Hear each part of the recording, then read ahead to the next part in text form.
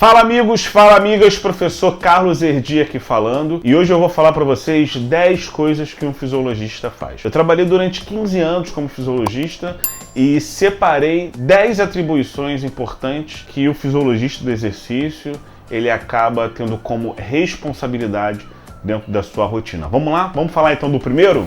Bom, a primeira coisa que um fisiologista faz são os testes físicos. As avaliações físicas, elas podem ser de ordem morfológica, as antropométricas de composição corporal para verificar o biotipo, testes na área neuromuscular para verificar os níveis de força, níveis de potência, testes na área cardiovascular para observar o nível de resistência do atleta, testes de maturação, testes de mobilidade. Independente se você for trabalhar, ou se você já trabalha no contexto coletivo, individual, é muito comum que você faça esses testes e verifique o perfil da sua equipe. Bom, a segunda função muito importante é a montagem do planejamento. O fisiologista, na maioria das vezes, é o responsável por organizar todo o planejamento e direcionar qual a periodização melhor a ser adotada para aquele momento. Porque em cima desses testes, dessas avaliações, você vai ter um perfil da sua equipe e em cima agora do treinamento, da montagem dessa periodização,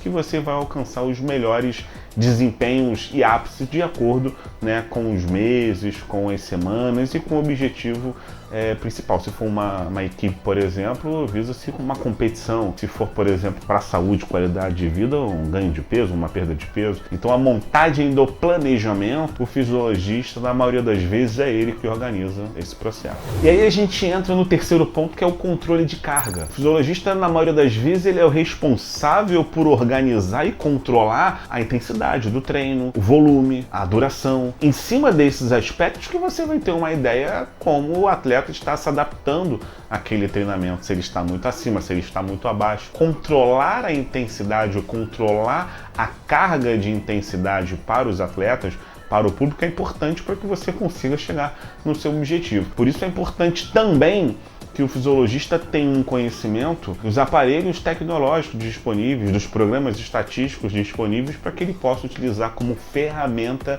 nesse processo. Um quarto processo é a recuperação. Direcionar o processo pós-treino, pós-jogo, pós-competição é importante para a gente identificar o seguinte: qual tipo de recuperação que o atleta deva fazer, ativa, passiva, qual protocolo adotado para que você diminua possivelmente um desgaste durante um período desse atleta. Então, direcionar qual modelo de recuperação é importante. Controlar essa recuperação é algo que o fisiologista ele faz isso com frequência, se adaptando também em cima dos recursos tecnológicos, de toda a literatura científica que te dá o suporte para isso. A quinta função, que é muito importante para um fisiologista, é o alinhamento com as áreas da saúde. A gente tem outras áreas do conhecimento que influenciam diretamente o desempenho. Se o fisiologista tem essa preocupação de controlar o desempenho, a nutrição vai influenciar muito, a psicologia, a fisioterapia, a medicina. Então a conversa com esses profissionais e o alinhamento entre essas áreas é importante para que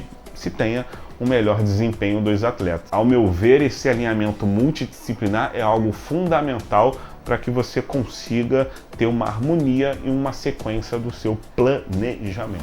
E aí em sexto, se a gente falou no quinto, que é o alinhamento com a área da saúde, em sexto a gente vai falar o alinhamento com a área específica. No caso do futebol, você precisa fazer o link com a área técnica, o link com a preparação física. Se você tem um treinador que tem o desejo de ter a sua equipe em melhores condições em determinados momentos ou durante todo o momento, o fisiologista ele precisa fazer esse link, esse alinhamento com essas áreas. Manter o grupo homogêneo para que você consiga ter os melhores resultados. O alinhamento de todas essas áreas do conhecimento da saúde, todos esses planejamentos, controles de carga, as avaliações, é o momento de você agora transmitir para a área técnica. E o fisiologista, na maioria das vezes, ele é responsável por fazer também esse link. Em sétimo, a gente tem a busca constante pela evidência científica. O fisiologista ele tem a sua origem por trabalhar sempre baseado em evidência. Quando surgir um problema dentro de um ambiente esportivo, por exemplo, qual é a resposta? Procura um fisiologista que ele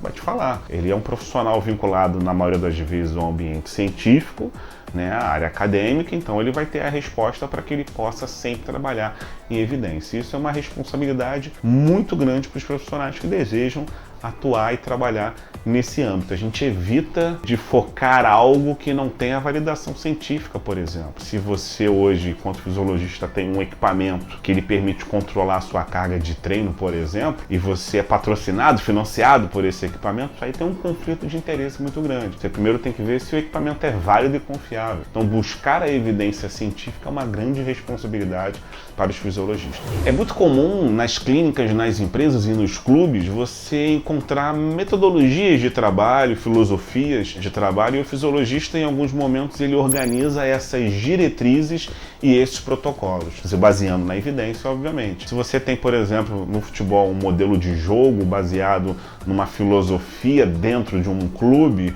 né, isso precisa ser adotado e baseado em evidência para que você consiga, né, chegar no ápice dos melhores desempenhos desses atletas. Se você tem uma clínica que o objetivo é se trabalhar com grupos especiais, todos os protocolos e as diretrizes precisam ser baseadas em evidências em cima das suas diretrizes, das suas áreas. Encontrar as diretrizes e os protocolos corretos é algo fundamental no contexto esportivo e também de saúde, onde o fisiologista trabalha com frequência. E o nono é a produção dos relatórios, porque esses relatórios vão fazer com que, na maioria das vezes, as empresas, os clubes, os centros esportivos, possa fazer mudanças de políticas na gestão se baseando nesses relatórios. Um exemplo, você faz um relatório das incidências das lesões acometidas no mês. E aí você percebe, de acordo com a taxa da incidência, que naquele momento o valor está muito acima do que proposto, do que dito na literatura para aquele grupo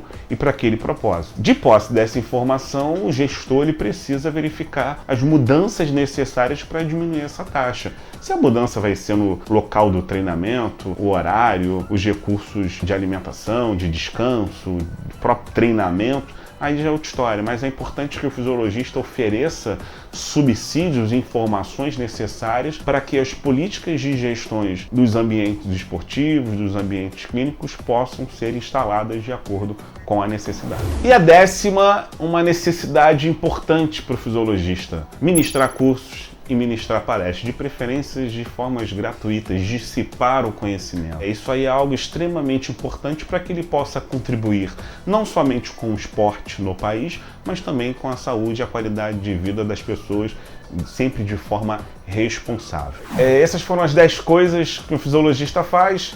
Espero que você tenha gostado. Se você é da área da medicina esportiva, que a gente encontra profissionais da área médica trabalhando como fisiologistas.